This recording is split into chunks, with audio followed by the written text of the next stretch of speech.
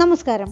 മഹിഷാസുര വധത്തിനായി അവതരിച്ച ആദിപരാശക്തിയുടെ അംശമായ ശക്തി ഭാരതത്തിലുടനീളമുള്ള ക്ഷേത്രങ്ങളിൽ ബണ്ണാരിയമ്മൻ, മാസാണിയമ്മൻ, സമയപുരം അമ്മൻ, നെല്ലുക്കട മാരിയമ്മൻ എന്നിങ്ങനെ പല നാമങ്ങളിൽ പല രൂപങ്ങളിൽ ഭക്തർക്ക് അനുഗ്രഹം ചൊരിഞ്ഞുകൊണ്ട് കുടികൊള്ളുന്നു. ഈ റോഡിലെ പ്രശസ്തമായ ഒരു മാരിയമ്മൻ ക്ഷേത്രത്തെക്കുറിച്ച് മനസ്സിലാക്കാം.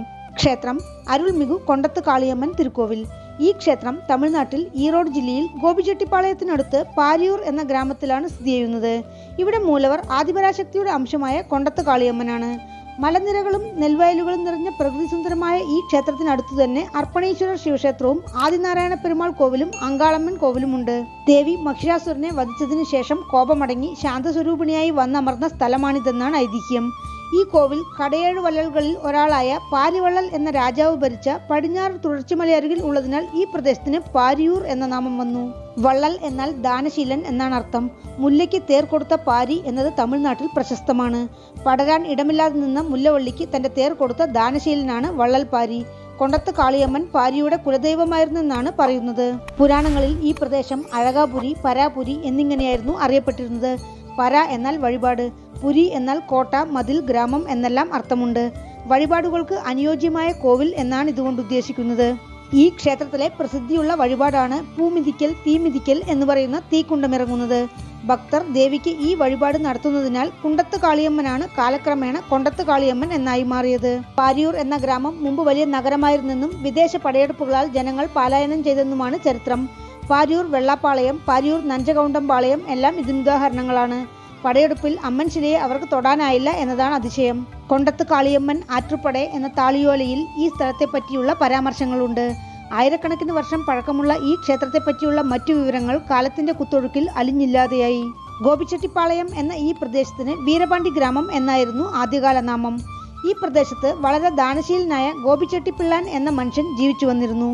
പാവങ്ങളുടെ പട്ടിണി മാറാൻ ധനം കൊടുക്കാൻ നിവൃത്തിയില്ലാതെ വന്ന ഒരു സാഹചര്യത്തിൽ കൊണ്ടത്ത് കാളിയമ്മനോട് അലമുറയിട്ട് കാട്ടിൽ പുലികളുള്ള പുലിമടയിലേക്ക് ചെന്ന് ആത്മാഹുതി ചെയ്യാൻ തീരുമാനിച്ച് അവിടെയുള്ള പൊന്തക്കാട്ടിലേക്ക് എടുത്തുചാടി. ആ സമയം കുറച്ച് കള്ളന്മാർ അവിടെ മറഞ്ഞിരുന്ന് തങ്ങളുടെ കളവ് മുതലുകൾ ഭാഗം വയ്ക്കുകയായിരുന്നു. ചെടികൾക്കിടയിലേക്ക് എന്തോ വീഴുന്ന ശബ്ദം കേട്ട് പുലിയാണെന്ന് വിചാരിച്ച് തസ്കരന്മാർ തങ്ങളുടെ കളവ് സമ്പാദ്യം അവിടെയിട്ട് ജീവനും കൊണ്ട് രക്ഷപ്പെട്ടു. അദ്ദേഹം സ്വർണവും മറ്റു സമ്പത്തുകളും എടുത്ത് ഗ്രാമത്തിലെ ജനങ്ങളുടെ പട്ടിണി മാറ്റി. അങ്ങനെയാണ് ഈ പ്രദേശത്തിന് ഗോപിച്ചെട്ടിപ്പാളയം എന്ന നാമം വന്നത്. 1600 വർഷത്തോളം പഴക്കമുള്ള ഈ കോവിൽ ഗോപിച്ചെട്ടിപ്പാളയം വേലപ്പർ എന്ന ഭക്തൻ പൊതുജനങ്ങളോട് ചേർന്ന് കരിങ്കല്ലാൽ നിർമ്മിച്ചു. 1990-ലാണ് ക്ഷേത്ര ഗോപുരവും ചില ശിലകളും നിർമ്മിക്കുന്നത്. 2023 ഏപ്രിൽ മാസത്തിലാണ് ക്ഷേത്രത്തിൽ കുംഭാഭിഷേകം നടന്നത്. 5 നിലകളുള്ള ക്ഷേത്ര ഗോപുരത്തിന്റെ ഇരുവശത്തും ദ്വാരപാലികമാർ. തെക്ക് ദർശനമായ ക്ഷേത്രഗോപുരം വഴി അകത്തേക്ക് പ്രവേശിച്ചാൽ കാണുന്നത് വളരെ മനോഹരമായ കുറച്ച് ശില്പങ്ങളാണ്.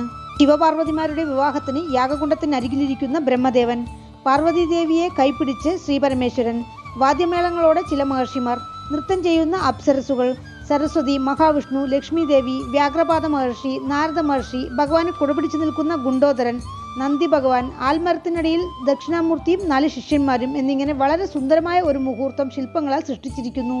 ഒരേ ഒരു പ്രകാരം മാത്രമുള്ള ഈ ക്ഷേത്രത്തിൽ കല്യാണ വിനായകർ, വന്യവിനായകർ, വരസിദ്ധി വിനായകർ എന്നിങ്ങനെയുള്ള സന്നിധികളും സപ്തമാതാക്കളും പൊൻകാളിയമ്മനും കുതിരവാഹനങ്ങളും ബ്രഹ്മാണ്ഡ മുനിയപ്പസ്വാമി പ്രതിഷ്ഠയുമുണ്ട്.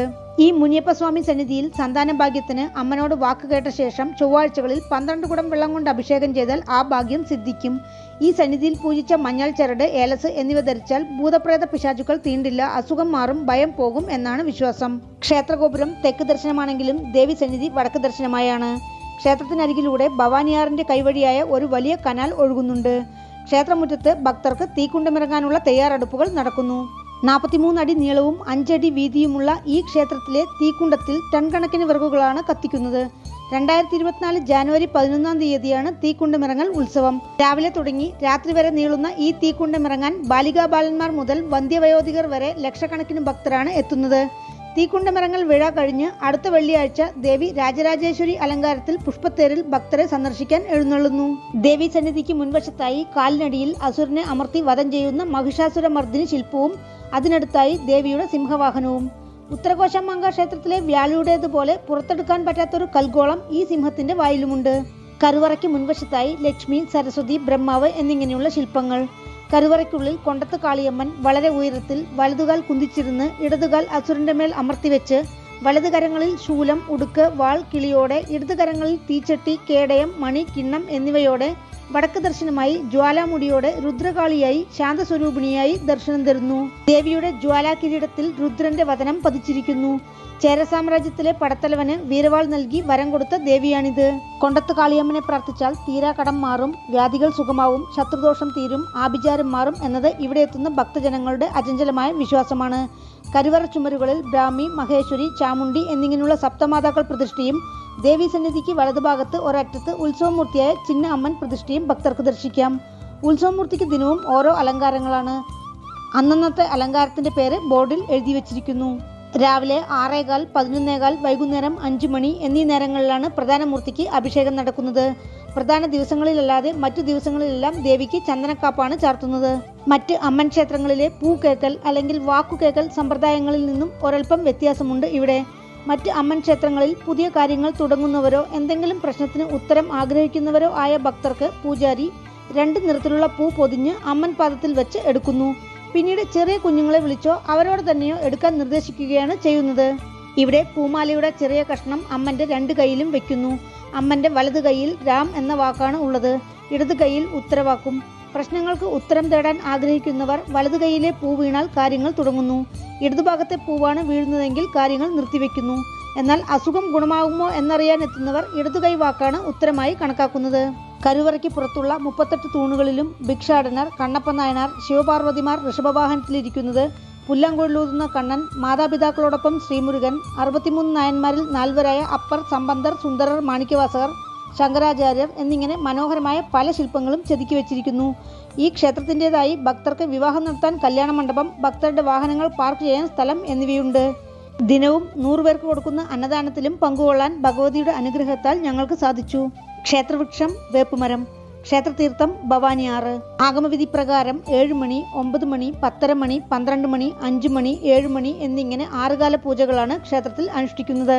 ചൊവ്വ, വെള്ളി, ഞായർ എന്നീ ദിവസങ്ങൾ കൂടാതെ തീക്കുണ്ടമിറങ്ങൽ, തേർത്തിരുവിഴ, നവരാത്രി 9 നാൾ, ചിത്തിര തിരുവിഴ, പൊങ്കൽ, ഇംഗ്ലീഷ് തമിഴ് പുതുവർഷ ദിനങ്ങൾ എന്നിവയും ക്ഷേത്രത്തിൽ ഗംഭീരമായി കൊണ്ടാടുന്നു.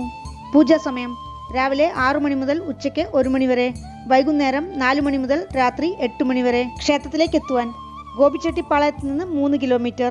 അടുത്തുള്ള റെയിൽവേ സ്റ്റേഷൻ ഈറോഡ്. വീണ്ടും അടുത്ത വീഡിയോയിൽ കാണാം. നന്ദി.